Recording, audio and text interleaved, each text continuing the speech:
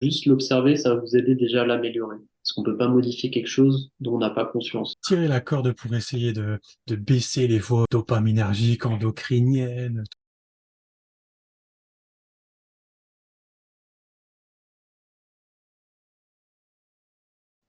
Salut Boris, bienvenue sur ce podcast de la forme. Euh, je pense qu'on va partager un très bon moment. Aujourd'hui, tu vas nous raconter un peu ton histoire et aussi qu'est-ce que tu fais au quotidien. Et ensuite, on va rentrer un peu en profondeur. Donc, bonjour et bienvenue. Ben, merci beaucoup, Jérémy. Salut, Jérémy. Je te remercie déjà pour ton invitation. Moi, c'est toujours un plaisir de prendre du temps pour Ouais. parler de respiration et plein d'autres choses. Donc, beaucoup de gratitude à toi pour cette invitation. Je pense qu'on va se régaler, comme tu l'as dit. Oui, c'est ça. On est là pour prendre du plaisir et puis partager, débattre en, en se faisant plaisir. Est-ce que tu peux nous raconter un peu euh, ton histoire, comment tu as pu en arriver là aujourd'hui? Alors, vaste sujet, vaste sujet. Alors, Oui. j'aime bien cette question parce que j'ai aussi un podcast et j'aime bien la poser à mes invités. Et je sais qu'elle n'est pas évidente à répondre. Donc, pour t'expliquer. Une petite timeline. Oui, oui, avec plaisir. Je faisais peut-être juste la petite remarque parce que ça me fait rire d'être de l'autre côté du micro. Si tu veux, j'ai 31 ans déjà, j'habite dans le sud de la France, j'habite sur Aix-en-Provence depuis 2 ans maintenant. Euh, Comment te dire, moi j'ai toujours été un grand curieux depuis tout petit. Je me suis toujours intéressé à beaucoup de sujets, beaucoup intéressé à la nature, aux phénomènes météorologiques. Je passais beaucoup de temps dehors, j'étais avec les insectes. J'aimais marcher, faire du vélo. Toujours passé beaucoup de temps dehors, très curieux à observer les choses. Euh, c'est quelque chose qui m'a un peu suivi dans mon cheminement de vie, dans mon enfance. Et si tu veux, tout petit, bah, j'ai toujours été intéressé par plein de choses. Du coup, dans mes études, j'ai jamais voulu trop me fermer de porte. Du coup, j'ai fait un bac S pour pas me fermer trop de portes. Puis après, j'ai fait une école de commerce parce que je savais pas trop quoi faire.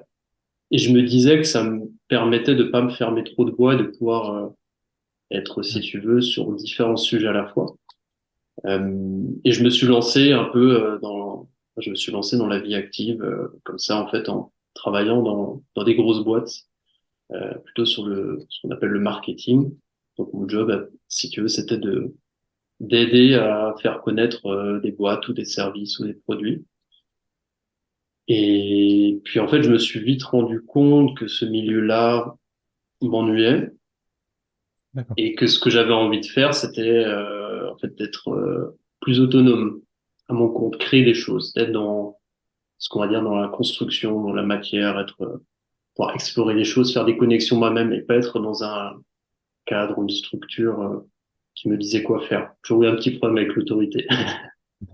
Pareil un Et, peu. et si tu veux, ça m'a amené à monter une boîte, une start-up pendant 4 ans, qui était dans le milieu de la culture. J'ai toujours été très intéressé par la culture, la lecture, la musique. Et là, c'était une boîte dans la culture, dans le domaine du livre. Donc c'était génial, j'ai beaucoup appris parce que tu vois, pour moi, l'entrepreneuriat est vraiment une voie de connaissance de soi et d'alignement personnel parce qu'au final, ça t'amène dans des zones intenses, c'est les montagnes russes. Ah ouais, Et vraiment. si tu veux, moi, ça m'a amené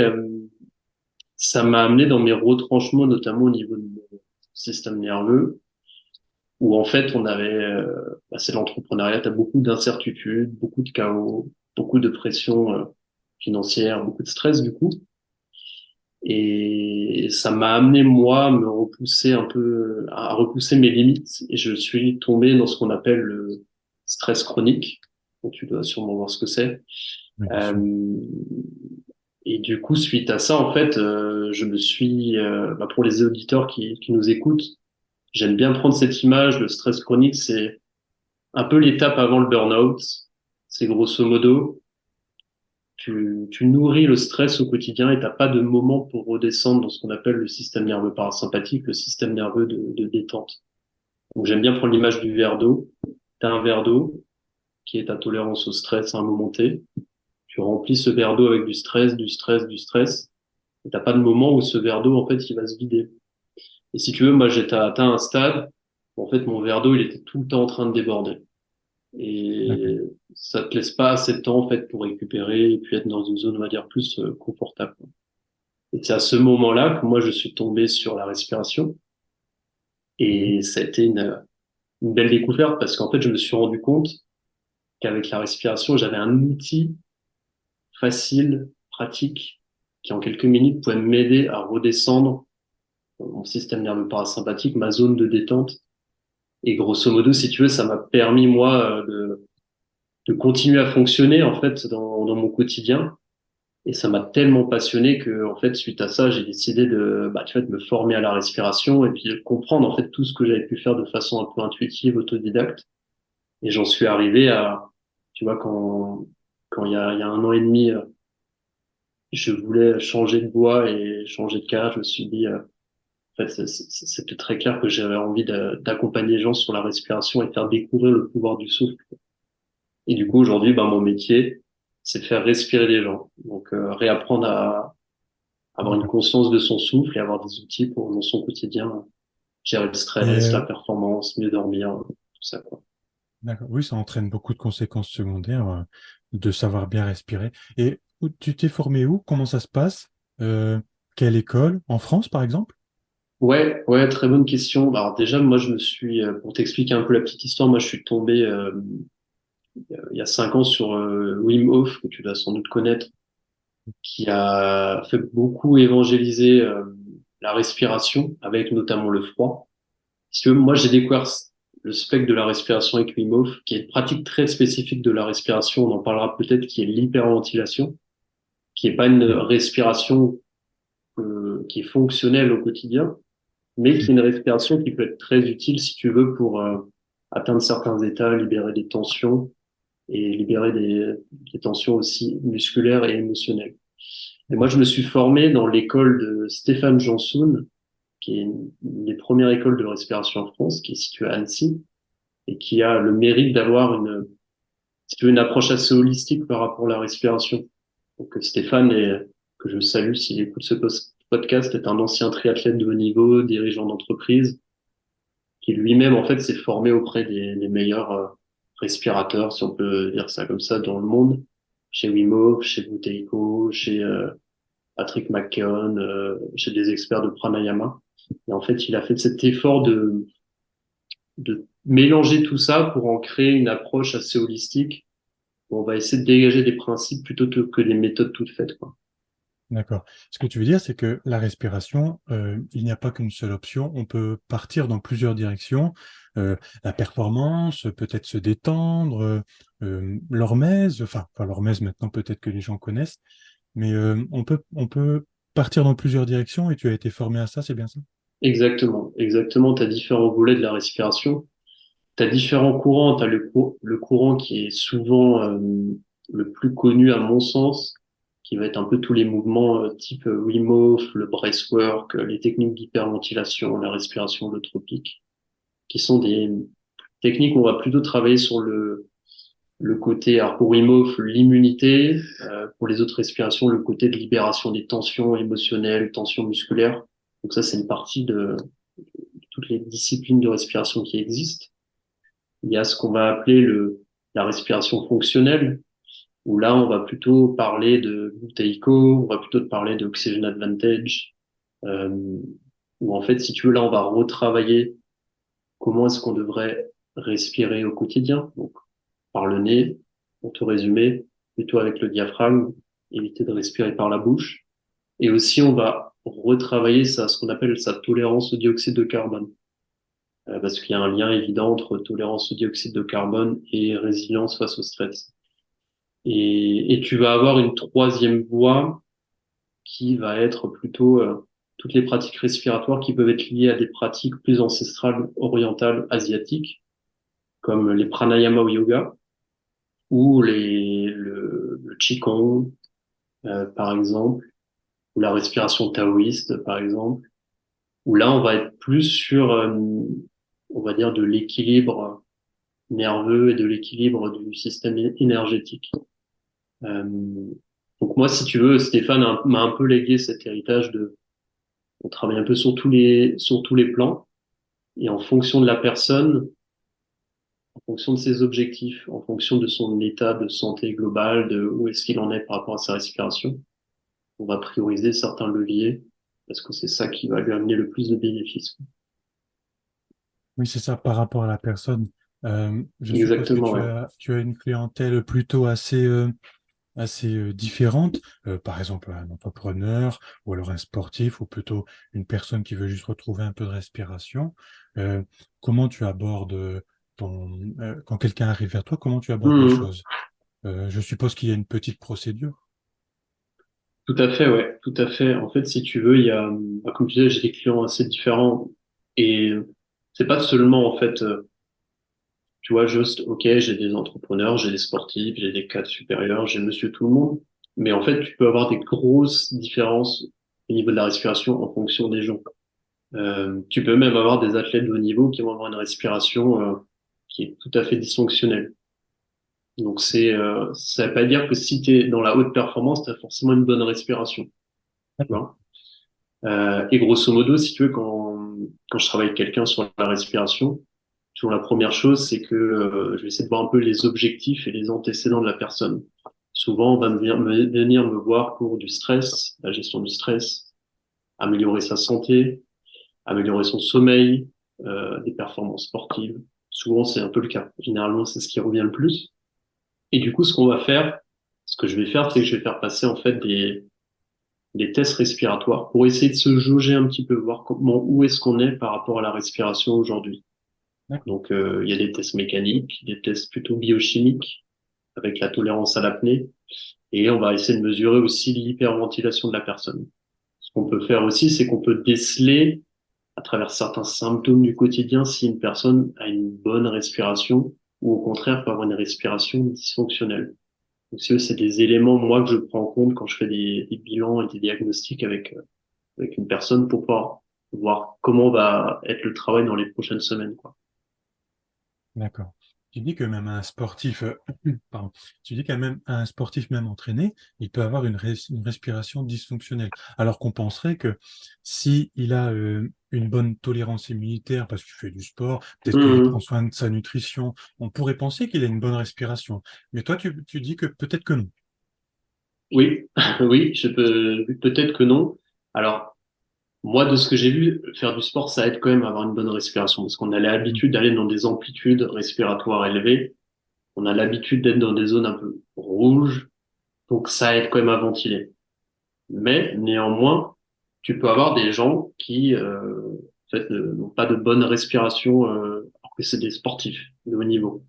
Il y a une étude qui a été faite au Japon il y a 2 ou 3 ans sur plus de 2000 athlètes de haut niveau qui a C'est montré pas que peu. 90% des athlètes n'avaient pas une respiration diaphragmatique fonctionnelle. Donc tu vois, c'est beaucoup. Donc Oui. imagine avec quand tu prends toute la population normale, ça fait beaucoup de monde. Et Oui. moi, dans mon cas concret, alors j'ai accompagné quelques sportifs. Alors c'est pas mon cœur d'accompagnement. Moi, je t'avais dit, c'était plutôt des entrepreneurs et des cadres supérieurs.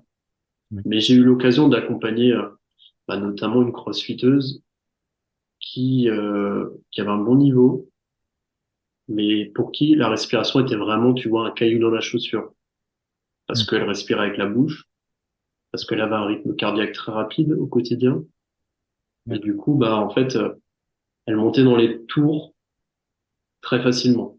Donc en fait, elle D'accord. oxygénait très mal durant l'effort sportif. Et tu vois, le simple fait en fait de partager des conseils comme re-respirer par le nez, un peu de cohérence cardiaque pour la récup. En fait, ça change la donne du tout au tout pour une personne pour qui, tu vois, c'est un caillou dans la chaussure parce qu'elle respire totalement de travers, grosso Oui, modo. bien sûr. Donc, la plupart des gens, en fait, si tu veux, moi, je vois souvent un peu deux catégories dans mes accompagnements. Il y a la première catégorie où, pour les gens, enfin, certaines personnes, la respiration est un handicap, mais vraiment sévère parce que Mm. elles respirent souvent très vite, ce qu'on appelle l'hyperventilation. C'est-à-dire que ta respiration va être à plus de 16 cycles respiratoires par minute. Donc, grosso modo, sur une minute, tu vas faire plus de 16 cycles respiratoires. Donc, un cycle respiratoire, c'est une inspire, une expire. Donc ça, grosso modo, si les gens respirent très vite, ils hyperventilent, ils oxygènent très mal. Et l'autre facteur aussi, souvent, c'est quand tu respires chroniquement par la bouche, donc c'est-à-dire le jour et la nuit. Et là, du coup, tu oxygènes très mal. Et du coup, pour ces personnes-là, juste réapprendre à respirer par le nez, doucement, sur un tempo beaucoup plus lent, subtil, ça fera toute la différence. Et après, il y a la deuxième catégorie de personnes, c'est des gens pour qui souvent on n'a pas conscience de la respiration au quotidien. On respire souvent pas tout le temps par le nez. On a souvent une respiration un peu rapide. On a souvent des problèmes de stress, mais on sait pas trop comment réguler. Et du coup là, la respiration va être vraiment un déclic aussi parce qu'on va se rendre compte qu'on a une arme au quotidien pour gérer ses états émotionnels, gérer son stress et grosso modo mieux oxygéner, donc mieux performer au quotidien, quoi. Euh, donc tu vois, je vois souvent ces deux catégories de personnes. J'appelle la catégorie caillou dans la chaussure où là, ça fait mal et tous les jours, c'est un facteur vraiment très handicapant. Et il y en a d'autres pour qui ça va amener plus de subtilité, plus d'aisance et plus de confiance en soi dans le quotidien, quoi. D'accord. On comprend bien que pour les sportifs, le moindre détail, ça peut changer quand même beaucoup au niveau de la performance. Je suppose Tout à fait, que ouais. tu as dit que quelques détails pouvaient changer la donne, comme respirer par le nez, un peu de cohérence cardiaque, mais on a discuté un peu ensemble avant ce podcast et tu m'as dit que tu voulais te former aussi, enfin que tu te formais actuellement sur d'autres horizons, c'est-à-dire de la naturopathie, peut-être même enfin, de la nutrition, tout ça. Et je pense que tout ça, ça peut vraiment jouer aussi sur avoir une bonne respiration. Euh, Qu'est-ce Tout que à ça fait, peut ouais. apporter tout ça? Tout à fait. Alors, à quel niveau tu veux dire, est-ce qu'il y a d'autres choses qui sont importantes selon moi, en plus de la respiration, ou tu aimerais... Oui, voilà, par exemple, quand tu prends en charge quelqu'un, par exemple. Oui, alors, il y a énormément de choses. Tu sais, toi qui connais la naturopathie, effectivement, on a une vision assez holistique de l'hygiène de vie et de l'épanouissement personnel. Moi, si tu veux, les piliers à moi, alors pour l'instant, je transmets beaucoup l'aspect respiratoire. Mhm. Mais si tu veux un peu mes piliers, moi, si on vient dans mon côté perso, moi, ce qui a changé ma vie personnellement et vers quoi j'ai aussi d'envie de retourner ma pratique, premier pilier, la respiration, évidemment. Pour la santé, pour une meilleure connaissance de soi, pour la gestion du stress. Moi, c'est vraiment mes piliers. Pourquoi je trouve que la respiration est géniale. Deuxième pilier, le mouvement. Donc, c'est bouger tous les jours parce qu'on a besoin de mouvement. Le mouvement, c'est la vie. Et c'est pas forcément faire du sport intense. Ça peut être même juste de la marche, un peu d'étirement, passer du temps dehors. Parce que je dirais que souvent, le gros problème, c'est la sédentarité. Donc, quand tu passes beaucoup de temps derrière un écran, derrière un ordinateur assis, essayer d'intégrer du mouvement le plus possible, essayer de couper un petit peu toutes les 30 minutes, aller marcher un petit peu, vous étirer, respirer. Pour moi, deuxième pilier qui est super important. Troisième pilier, l'alimentation, évidemment. C'est un peu souvent le premier vers lequel on va s'orienter, c'est le plus connu. On va sur l'alimentation, j'ai une approche assez équilibrée. Donc plutôt, c'est mon cas personnel, hein, chacun peut avoir ses régimes, mais éviter au moins les produits transformés, manger Oui, voilà. plutôt brut. Moi, c'est Mhm. plutôt un régime, ce qu'on pourrait appeler paléo, quoi, si tu veux, Oui, paléo-méditerranéen, grosso modo. Faire oui. attention aux C'est la protéines, base, hein, voilà, quand on veut faire un changement. exactement. Bien boire, la ration suffisante, l'hydratation. On ne veut pas rentrer plus dans les détails. Autre pilier pour moi, euh, clairement, ça va être le lien social, avoir des relations épanouissantes, c'est important. Euh, Ça va aussi avec la gestion de ses émotions, du coup. Et autre pilier pour moi, gérer la connexion avec la nature. Pour moi, c'est super important. Et tu vois, plus j'avance plus je me rends compte à quel point c'est important et à quel point passer 20 minutes dehors en nature, en fait, ça vaut tout l'or du monde parce qu'en fait, tu as vraiment un effet bénéfique sur le système nerveux. Et puis, il y a plein de choses qui se passent. Bon, moi, j'ai pas la science derrière, mais tu vois, il y a quand même pas mal d'études aujourd'hui qui montrent, je crois que les Allemands et les Japonais sont très friands de ce qu'on appelle les bains de forêt. Il y a un tas d'études aujourd'hui, moi je les ai pas exactement creusées, mais qui montrent qu'il y a un impact sur la santé et le système nerveux de passer du temps dehors en forêt, quoi. et immunitaire aussi. Apparemment, il y avait une étude, je ne sais plus si c'était en Chine ou au Japon, qui disait qu'il y avait des tanins euh, dans la forêt que justement, quand on respirait, ça rentrait bah, dans nos poumons. Et je ne sais pas si ça allait jusqu'à la moelle osseuse, mais apparemment, il y avait une production de natural killers. C'est un peu nos, Ouais. nos petits soldats qui sont dans notre armée immunitaire. Et donc, vraiment, un bain de forêt, c'est vrai que ça fait du bien. Mais au-delà de ça, moi hier, ou même, enfin même tous les jours, mais surtout hier, je me disais, j'étais en nature, et vraiment, il y a un apaisement. Et des fois, je me dis, mais ça me fait du bien, et je me dis, mais ça m'inquiète un peu, parce que je me dis, mais ça me fait tellement du bien d'être là. Je me dis, qu'est-ce qui se passe quand on rentre chez soi? Je me dis, bon, normalement, chez soi, c'est notre petit confort quand même. Mais Hmm. c'est vrai que pour confirmer, c'est vrai que quand on va dans la nature, ça fait vraiment du bien.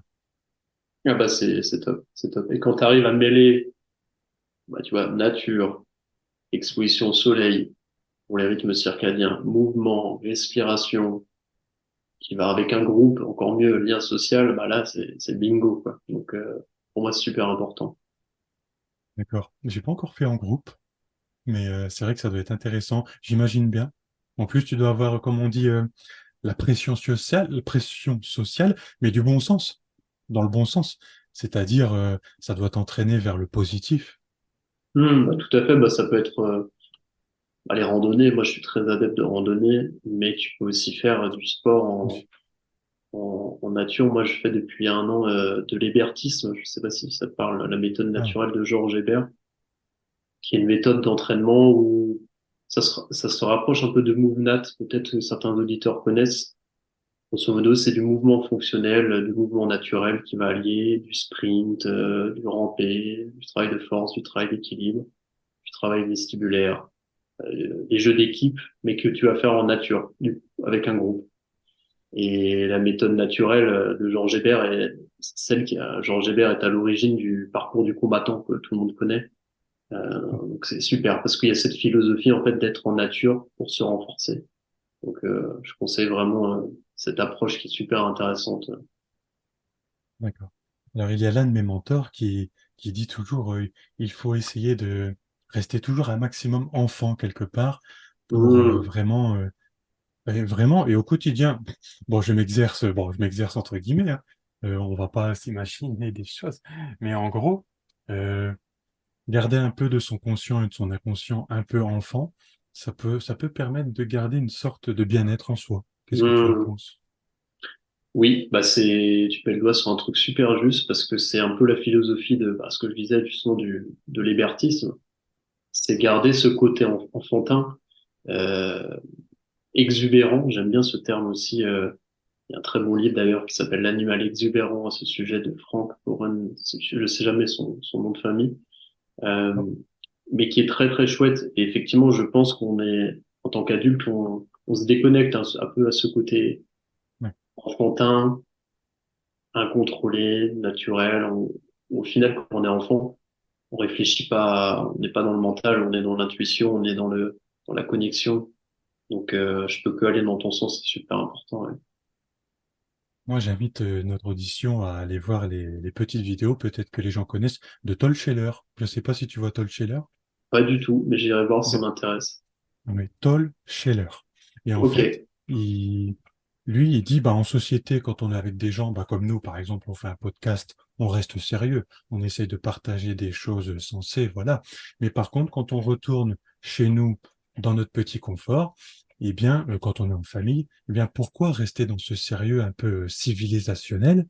Pourquoi ne pas retourner un peu dans l'enfance et libérer un peu nos émotions comme on le voudrait? En plus, moi, j'ai un petit enfant, du coup, ça me permet de le libérer quelque part. Euh, Génial. ouais. Et Génial. tu voulais dire quelque chose peut-être? Non, non, mais je pense que, en plus, le fait moi, j'ai pas encore cette chance d'être papa, mais je pense que le fait d'être au contact aussi, tu vois, d'enfants, ça te réapprend en fait, un peu cette intuition enfantine et ce côté exubérant, parce que tu les observes, et moi, j'ai souvent vu ça, tu vois, auprès de petits, d'amis à moi, c'est que tu les observes et tu dis, ah, ok, en fait, c'est comme ça qu'il faudrait fonctionner, beaucoup plus intuitif, beaucoup plus connecté à ses émotions, à ses envies, à son côté intuitif. Donc je pense que c'est une vraie bénédiction en fait d'être au contact des enfants pour retrouver son côté enfantin qu'on perd un peu en tant qu'adulte, quoi. Oui, et moi, je j'avais pas cette sensation-là avant d'avoir un enfant, hein. Avant, les enfants, je les voyais Hmm. pas pareil. Bon, maintenant, ça a changé. Et comme dirait, bah, c'est pas lui qui l'a dit, mais il l'a répété dans une formation.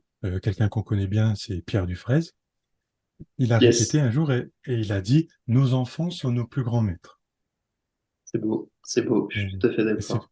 et c'est pas trop mal. Et ensuite, bah, je vais répéter, j'adore citer ce livre. C'est L'enfant intérieur. Non, Prendre soin de notre enfant intérieur de Chinat Han, le bouddhiste, Ok, je le l'ai pas maître lu, bouddhiste. mais je me le note, ça m'intéresse. Et du coup, ça Prendre parle soin, de prendre soin de de l'enfant ce... intérieur, c'est un peu prendre soin de son inconscient. Euh, ça apprend beaucoup sur la souffrance et comment marche aussi le cerveau. Ok, trop cool. Moi, je me le note.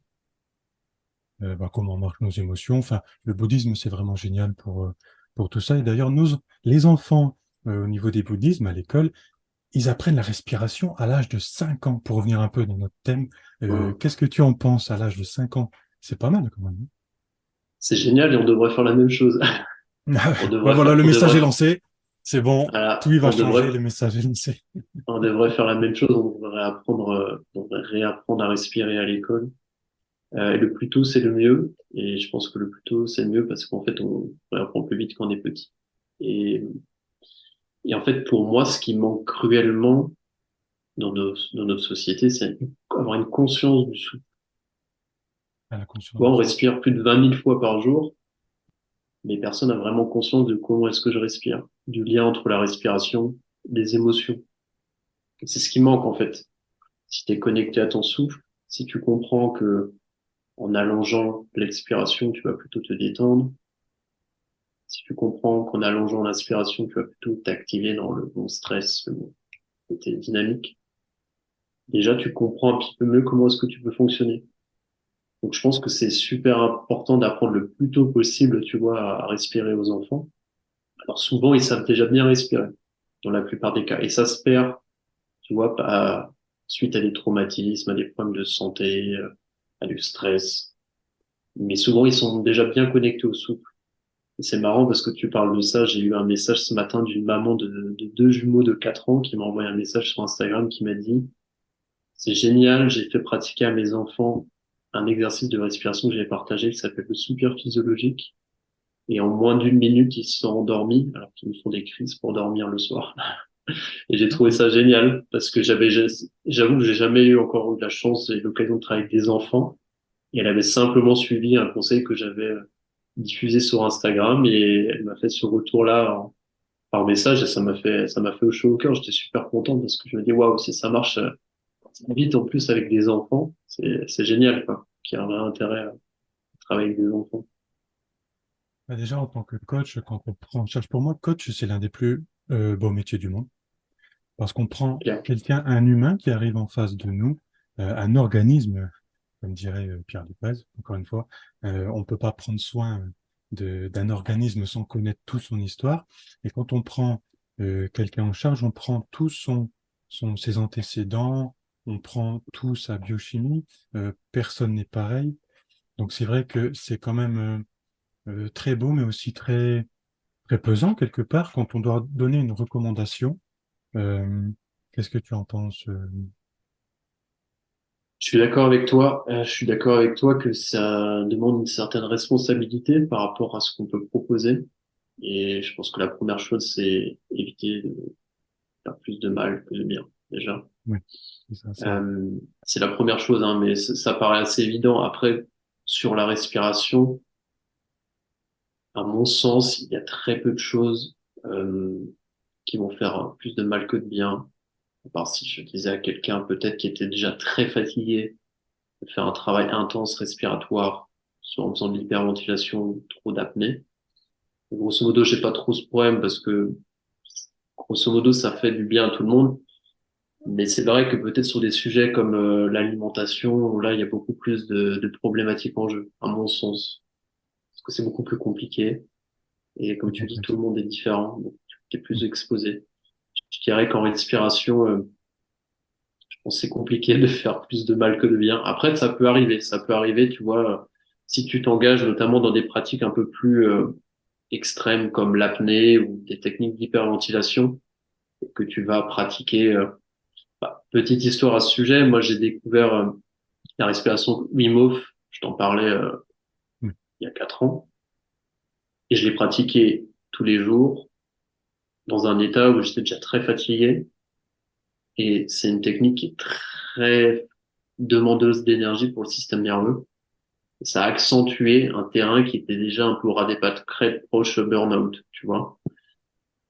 Et grosso modo, bah voilà, j'y suis revenu. Et aujourd'hui, je récupère des gens souvent qui ont pratiqué Wim Hof tous les jours, qui sont très fatigués, qui pratiquent Wim Hof comme un café le matin. Et si tu leur enlèves Wim Hof, ils s'écroulent. D'accord. Parce que, en fait, le système nerveux aura des pâquerettes et ça fait effet de béquille, tu vois. Oui, bien sûr. Sauf que ça tient pas à long terme. Donc, je te dirais, ça peut être le risque en respiration. C'est certaines pratiques qui sont un peu extrêmes, qui peuvent être bonnes, hein, dans un certain cadre, un protocole. Mais pour certaines personnes qui sont déjà très stressées, très anxieuses, peut-être la fatigue, de l'asthme, ça va être pas recommandé. Donc, c'est peut-être la seule chose où je dirais on va dire, il y a quelques précautions à prendre. Mais globalement, sinon, on peut y aller tranquille, faire de la respiration fonctionnelle, il n'y a pas trop de risques, quoi. Ok, ça marche. Alors, on a fait un bon tour des choses au niveau des respirations. J'aime bien faire des liaisons euh, avec la nutrition, la respiration, le sommeil, tout ça. Euh, Par exemple, en nutrition, on sait que calmer le système nerveux, quand on arrive à table, par exemple, ça peut être une bonne solution. Quelle liaison on pourrait faire entre la respiration et la nutrition? Bonne question et tu as raison, il y a beaucoup de liens évidents. Euh, évidemment, t'en as parlé un petit peu, mais liens avec le stress. Donc, si tu calmes le système nerveux, bah, tu auras moins de stress. Et souvent, il y a un lien entre stress, prise de poids pour certaines personnes, euh, même grignotage et puis comportement un peu compulsif, émotionnel, on va manger pour combler de l'énervement, de l'agacement. En fait, si on va respirer en conscience, peu importe l'exercice, j'ai envie de te dire, hein, que ce soit de la cohérence cardiaque, la respiration cardiaque, pranayama, peu importe. Tu vas agir sur le stress, tu vas agir aussi sur la conscience un peu de soi et de ses tempéraments, enfin de ces schémas un peu automatiques. Donc je pense que déjà c'est un super levier pour par rapport à la perte de poids, quoi. Euh, Après c'est pas vraiment, ça répond pas vraiment à ta question, mais vu que tu parles de lien entre alimentation et respiration, euh, le Revenir à fait soi. aussi, voilà, revenir à soi.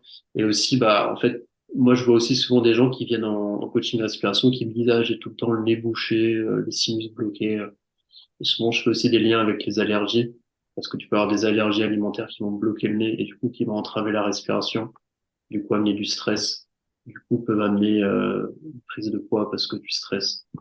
Mais c'est un sujet un peu plus global que ça. Donc, si vous vous rendez compte que quand vous mangez souvent certains types d'aliments, ça vous bloque les sinus. Essayez de voir si vous l'arrêtez, si ça continue toujours de vous bloquer les sinus. Dans la petite aparté, mais qui a son importance sur le sujet de l'alimentation. Et quand on arrive à table, alors, est-ce qu'on peut avoir des méthodes pour s'apaiser, par exemple, pour calmer le système nerveux? Tu peux effectivement prendre conscience de ta respiration, faire quelques respirations juste avant Oui, de manger. Euh, ce qui pourrait être intéressant de faire, c'est faire quelques respirations de soupir physiologique. Je sais pas si tu vois cette respiration, mais c'est une respiration que j'aime bien parce qu'elle est facile à mettre en place dans son quotidien, elle ne demande pas beaucoup de temps et on ressent tout de suite les effets. En gros, le soupir physiologique, tu vas faire deux inspirations d'affilée. Donc une première où tu remplis à peu près 80% de ta capacité respiratoire. Une seconde qui va remplir les 20% restants. Ça ressemble à ça sur l'inspire.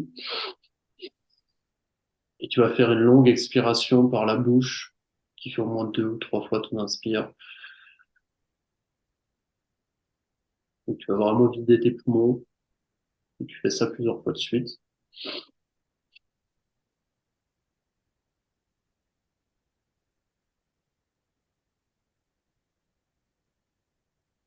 fait, cette respiration, ce que tu fais, c'est que tu vas allonger ton expire. Du coup, tu as un effet où tu stimules le système nerveux parasympathique. Et le fait de faire une double inspiration, tu vas aller décontracter un peu le diaphragme, qui est souvent une zone un peu bloquée, tu vois, qui se tend avec Oui. la posture, les émotions. Cette respiration, tu vois, tu le fais franchement 3, 4 fois avant de manger, ça dure pas plus d'une minute. Ça te permet déjà de redescendre dans ce qu'on appelle la zone parasympathique pour favoriser un état de digestion, quoi. Donc ça, potentiellement avant un repas et après un repas, ça peut être pratiquer un peu de cohérence cardiaque ou aller marcher, s'oxygéner pour favoriser la digestion, quoi. Moi, c'est quelque chose que j'aime bien faire personnellement et je conseille à faire les personnes qui viennent me voir, quoi. Mais le système parasympathique qui est plus celui de la digestion. Tout à fait, ouais, exactement. Et au Système niveau de de, digestion. au niveau de l'eau et de l'hydratation, on sait que quand on est assez actif, on sait qu'il faut boire pas mal d'eau. On en parlait un petit peu. Ouais, effectivement, moi, c'est vraiment un conseil aussi que j'ai, hein. Alors, sans rentrer trop dans les détails, le fait d'être bien hydraté permet à tout un organisme de fonctionner correctement. Donc, il faudrait essayer de viser, ça dépend des personnes, mais environ 1,5 litre, 2 litres par personne. Euh, Bien se dire aussi, voilà, on a parlé en début de podcast que quand tu prends un café, théoriquement, il faudrait rajouter 0,5 litres d'eau parce que c'est un effet diurétique. Quand tu fais du sport, pareil, en fait, il faudrait combler en fait cette dépense calorique et dépense d'énergie et de perte hydrique par de l'eau. Donc, ouais, super important. Et en fait, une bonne hydratation favorise aussi, si tu veux, la libération de l'oxygène au niveau des cellules, comme énormément d'autres fonctions dans le corps. J'ai envie de dire, c'est un peu la base. L'hydratation, c'est pour tout, hein. Si t'es pas bien hydraté, bah, ton corps fonctionne un peu à sous-régime. Donc, il y a la quantité qui est importante, mais il y a aussi la qualité. Parce qu'on sait aujourd'hui aussi que beaucoup d'eau sont polluées, euh, d'eau du robinet, hein, notamment, pesticides, métaux lourds, énormément de choses. Donc la qualité de l'eau aussi est importante. Euh, donc potentiellement investir un petit peu, soit dans des bouteilles en verre que Un vous pouvez distillateur. aller, voilà, vous pouvez avoir même un charbon actif. Moi j'ai investi dans une fontaine Berquet qui est pas mal aussi et qui permet de filtrer Oui, l'eau. Donc pour moi c'est important parce que on boit tous les jours. Donc en fait si on bien s'empoisonne sûr, un c'est peu clair. tous les jours avec de l'eau qui est pas terrible, c'est c'est pas ouf, quoi. Donc si on Non, puis il arrive déjà à faut, mettre ça en place, c'est top. ouais, c'est pas mal de mettre ça en place parce que en plus, ça permet d'éviter d'acheter toujours des packs d'eau, de les porter. J'ai envie de dire, c'est plutôt une bonne solution.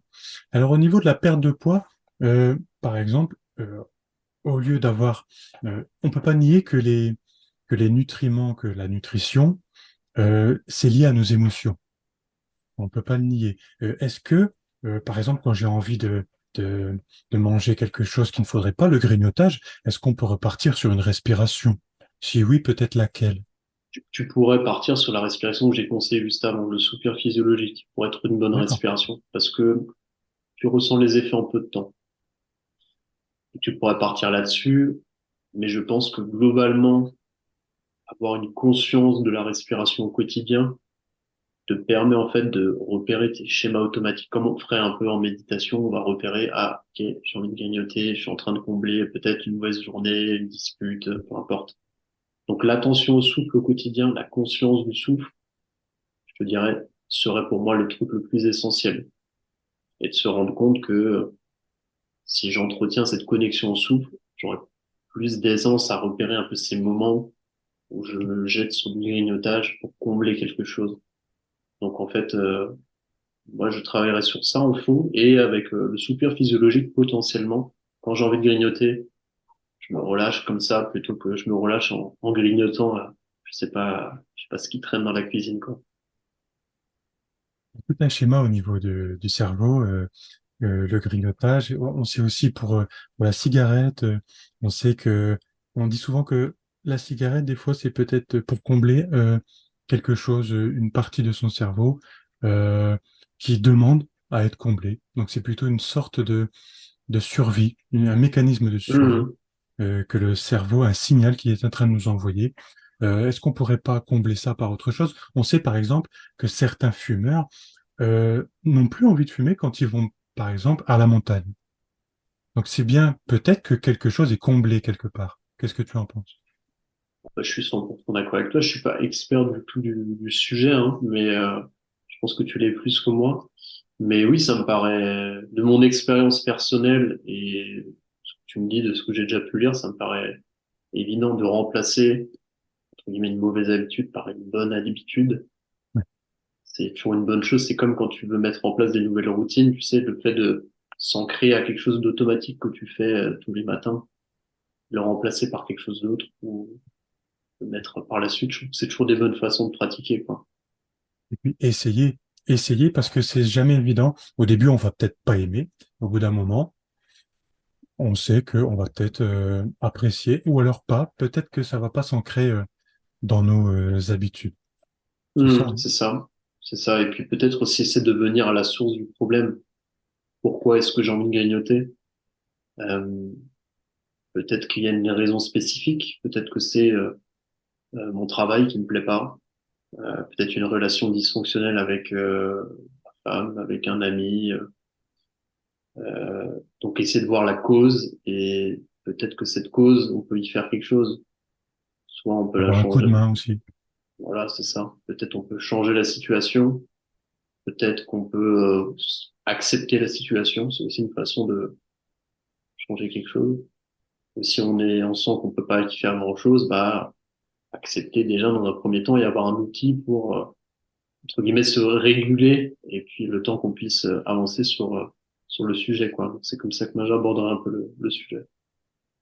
Des outils pour nous aider, puis aussi peut-être un coup de main humain, parce que bah, quand on a affaire à nous, à nous-mêmes, on a affaire à la chose la plus complexe qui soit, c'est-à-dire l'humain. Donc ce n'est vraiment pas évident. Est-ce que tu peux nous parler du Festival du potentiel humain que tu as pu animer dans une certaine catégorie? Avec grand plaisir. Bah, tu as eu Pierre Dufresne là sur ton podcast il y a peu.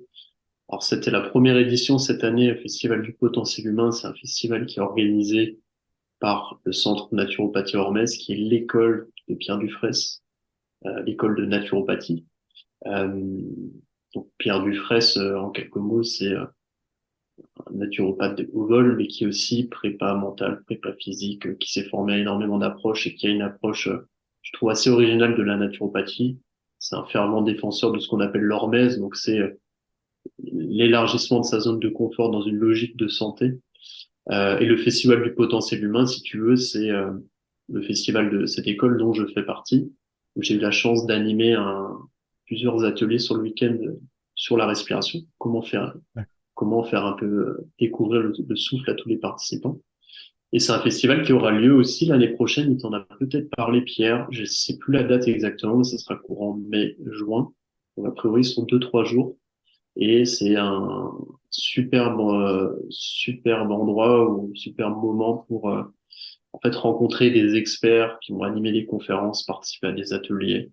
Donc tout gravite autour de la santé. Donc tu auras des thématiques méditation, respiration, mouvement naturel, réflexe archaïque, nutrition, yoga, vraiment tout CrossFit. Donc c'est vraiment, je te conseille, si tu as l'occasion d'y aller l'année prochaine, je pense que tu devrais te régaler. Ah bah déjà, j'étais parti pour aller sur celui-là, mais je n'ai pas pu pour plusieurs raisons. Ah, Mais vraiment, vraiment, quand j'ai vu ça, je me suis dit, mais tiens, mais c'est une bonne idée. ah bah ouais, c'est génial. Je t'invite vraiment à y aller. Je pense que tu vas te régaler. Ça fera plaisir en plus de te rencontrer. T'es où? T'es dans quel coin, toi? Ah, moi, je suis tout en haut, dans le nord. Oui, oui, c'est vrai que t'es dans le nord, toi. Ouais, ça te fait un peu de route, par contre. Ça te fait un peu de Oh, route, mais bah, ça va. en TGV, après, ça met 4 heures. Après, il Oui, reste oui, un peu de jusqu'à route. Avignon, t'es pas trop loin. T'es pas Oui, trop loin. voilà. Il fait beau dans le sud, alors. C'est C'est sûr, l'occasion. ça fait du bien. Tu remplis les stocks aussi de vitamine D. D'ailleurs, justement, je voulais aborder avec toi pour un sportif qui voudrait prendre du muscle. euh, Qu'est-ce qu'on pourrait conseiller en matière de respiration ou même pour faire une bonne séance? Est-ce qu'on peut faire un préchauffage et est-ce qu'on peut, par exemple, se calmer après une bonne séance? Alors, je suis pas expert du sujet en réalité, mais je peux te donner quelques conseils applicables qui me semblent logiques. Bah déjà, tu sais, souvent en musculation, même dans le sport globalement, ce qui va être important, ça va être la phase de récupération. Donc, Ouais. c'est souvent ce que j'observe, c'est qu'il y a pas assez de récupération. Tu vois, donc c'est déjà intégré des moments de récupération avec des exercices de respiration.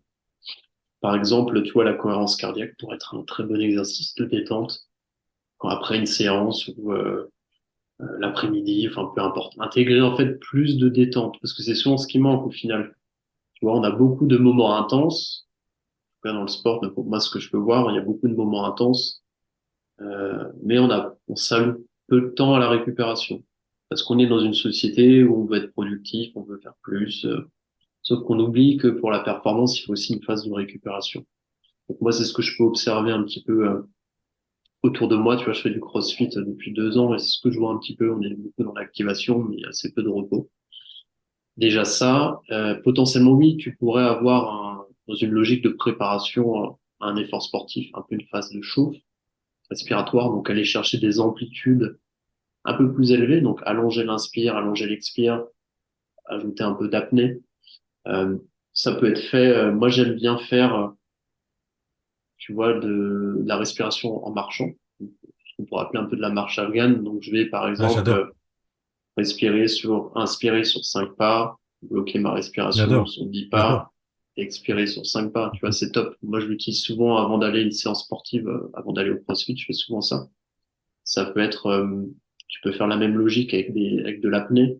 Si tu veux travailler ta tolérance au CO2, tu marches, tu te dis, OK, là, je marche en apnée, je me bloque le nez sur 15 pas. Je mes 15 pas, je reprends ma respiration, je me dis OK, après je vais sur 20 pas, je marche, je mets 20 pas en apnée, je reprends ma respiration, 25, 30, 40. C'est pas mal comme ça permet de chauffer un petit peu avant d'aller faire un peu de sport. Et après, durant l'effort, moi j'encourage vivement la pratique sportive en maximum en respiration nasale, au moins dans la mesure du possible une inspire nasale et expire buccale.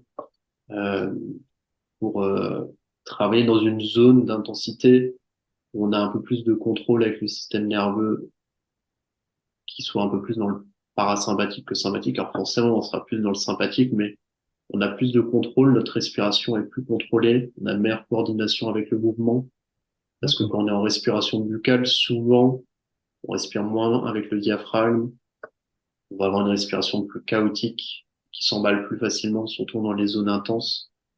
Et tu peux aussi avoir, du coup, quand tu respires fréquemment par la bouche, en fait, tu vas pas produire ce qu'on appelle l'oxyde nitrique, donc qui est un gaz qui est super important pour un tas d'échanges dans le corps. Euh, et autre point aussi, si tu fais par exemple du sport l'hiver et que tu respires par la bouche, tu verras que tu auras sans doute Oui, un peu mal à la gorge parce que le nez, il a une fonction de réchauffer l'air que tu inspires, d'accord. de filtrer les bactéries, filtrer les virus, filtrer les poussières, pardon. Donc, moi, je conseille vivement d'essayer de respirer au moins l'inspire par le nez, expire par le nez si c'est possible, dans des intensités basses, moyennes, et sinon passer en expiration buccale. Après, tout le monde part d'un niveau différent. Tu vois, Ah oui, quelqu'un qui respire tout le temps par la bouche, c'est impossible pour lui. Quelqu'un qui a déjà une bonne aisance, bah, peut-être qu'il pourra faire une certaine intensité qu'en respiration nasale. Donc, ça dépend toujours de la personne, d'où est-ce qu'elle en est. Donc, c'est adapté.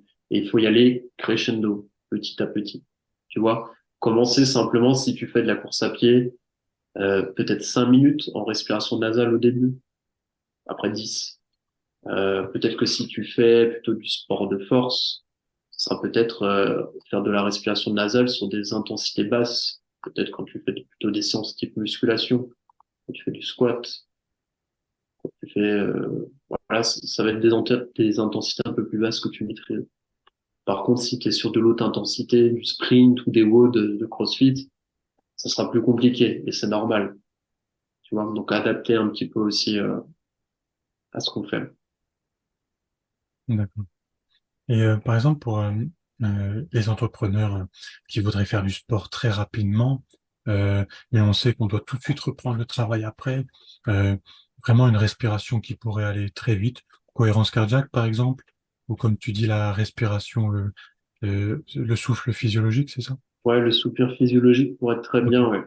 Moi, je l'utilise personnellement souvent en fin de séance de CrossFit ou des fois même entre deux exercices. Quand je sens que je suis monté très haut dans les tours, que mon rythme cardiaque est très élevé et que j'ai envie de redescendre très vite. Donc ouais, cet exercice peut être très très bien pour euh, pour les sportifs qui ont envie de redescendre très vite après pour aller travailler quoi par exemple. Est-ce que Chouette. tu veux aborder un dernier sujet? En Non, particulier un thème? On a bien fait le tour quand même? on a bien fait le tour. Je dirais peut-être s'il faut retenir quelques principes sur tout ce qu'on a dit. Si vous voulez améliorer aujourd'hui votre respiration, essayez déjà, première chose, de prendre conscience de votre souffle au quotidien et l'observer. Si vous vous rendez compte que vous êtes souvent en apnée, que vous avez souvent davantage une inspiration qui est active, une expiration qui est courte, peut-être que vous êtes davantage stressé. Donc déjà, essayez d'observer durant votre quotidien votre respiration. Et le fait de juste l'observer, ça va vous aider déjà à l'améliorer. Parce qu'on peut pas modifier quelque chose dont on n'a pas conscience. Donc ça, c'est la première étape. La deuxième étape, essayez de favoriser au maximum la respiration nasale durant le quotidien.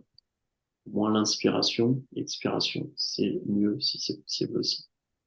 Et peu importe les exercices que vous allez pratiquer, si vous avez peut-être au moins 5 à 10 minutes de respiration par jour, donc des exercices de respiration, type cohérence cardiaque, pranayama, respiration carrée, peu importe, celle qui vous parle le plus, ça sera déjà mieux que 90% des gens. Donc, ces trois, je dirais, conseils qui sont applicables à tout le monde, vous aurez déjà une meilleure respiration que beaucoup de gens autour de vous. Donc, si vous voulez le mettre en action, je dirais creuser un peu ces trois points. On dit souvent, comme dans le livre de James Nestor, par exemple, un breath, respiration, que la qualité de la respiration la journée va montrer la qualité de respiration la nuit. Par exemple, qu'est-ce que tu en penses de ça? J'en pense que pas tout, ça dépend.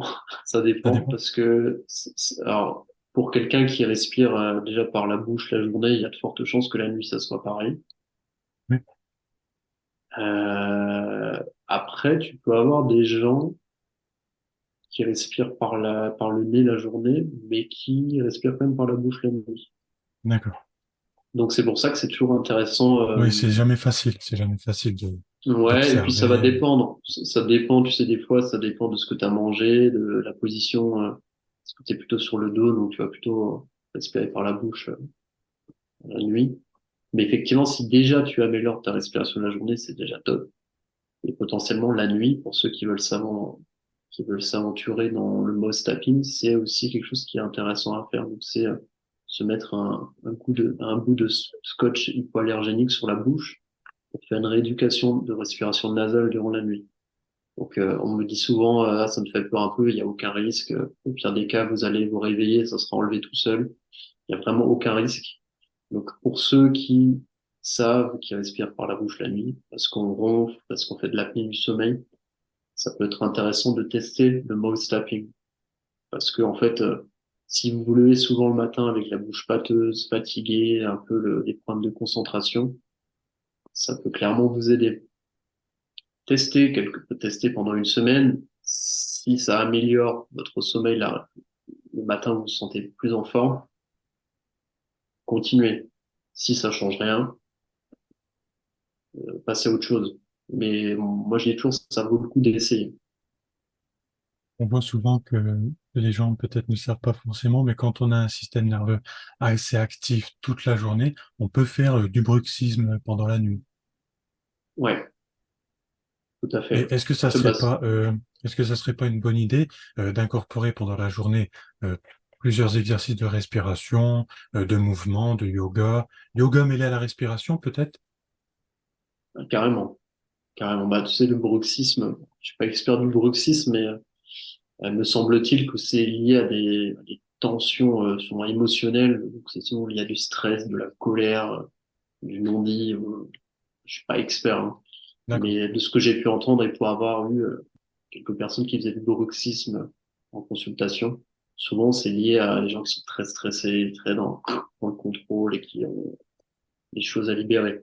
Donc tout à fait, voilà, plus de respiration, de Peut-être, relâchement, ouais, du tirer la mouvement. corde, tirer la corde pour essayer de baisser les voies dopaminergiques, endocriniennes, tout ça, qui pourrait booster encore plus, qui nous entraîne vers un système très actif. Ouais, Et, c'est ça. C'est ça, c'est essayer de, voilà, d'avoir plus de moments de repos. Après, c'est de la rééducation, hein. Tu vois, pour moi, avoir été pendant plusieurs années en stress chronique, euh, il y a encore des moments où je tombe dedans. Parce que quand tu as des schémas dysfonctionnels depuis des années, ça met ça du temps peut, aussi, c'est de la rééducation. Donc c'est aussi un travail de longue haleine quand se dire que si pendant toute sa vie on a eu un tempérament stressé, bah, faut se dire que ça prend du temps et que petit à petit on arrive à retrouver peut-être une aisance, une meilleure régulation du stress au quotidien, une meilleure régulation des émotions. Faut pas se dire non plus qu'il y a une solution miracle qui va tout changer du jour au lendemain. Ça demande du temps pour se mettre un peu sur le chemin de la guérison et petit à petit à retrouver une certaine aisance dans sa vie et une certaine confiance, quoi. Donc, je pense que c'est important de prendre le temps et se dire que tous les systèmes sont un peu interconnectés. Tu vois, ta respiration va être connectée à ta posture, à ta digestion, à ton système émotionnel. Donc, ça peut faire bouger plein de choses et on ne sait pas forcément comment ça va faire bouger. Le fait d'amener, de bosser ta respiration, ça va peut-être résoudre certains problèmes que tu n'avais même pas soupçonnés, peut-être pas du tout. On ne sait pas. Souvent, ça aide hein, quand même, parce que c'est un des bon, ouais. premiers, c'est une des premières ressources qui va calmer le système nerveux, amener de la Mm. paix, du calme. Donc souvent, ça fait bouger plein de choses. Mais se dire que voilà, c'est toujours intéressant de d'amener, comme tu disais, du mouvement, de la respiration, prendre soin de soi, de gérer ses émotions, plus de temps en nature. On revient un peu au pilier, quoi, mais à chacun aussi de trouver ce qui lui parle et se faire bien accompagner. Je pense que c'est important aussi. C'est un sacré soutien. Bah, pareil, la nutrition, la respiration, c'est toujours un peu revenir à soi, prendre conscience qu'on peut prendre soin de soi. Ça, c'est intéressant. Et donc voilà. Eh Merci ben, beaucoup. écoute, merci à toi, Jérémy. C'était un plaisir. En tout cas, je me suis bien régalé. Et puis, j'espère que ça aura été utile pour les invités et qu'ils auront envie de passer un petit peu plus de temps à respirer, en tout cas, à pratiquer des exercices de respiration, quoi. Merci beaucoup à toi. C'était vraiment un grand plaisir aussi. Merci beaucoup.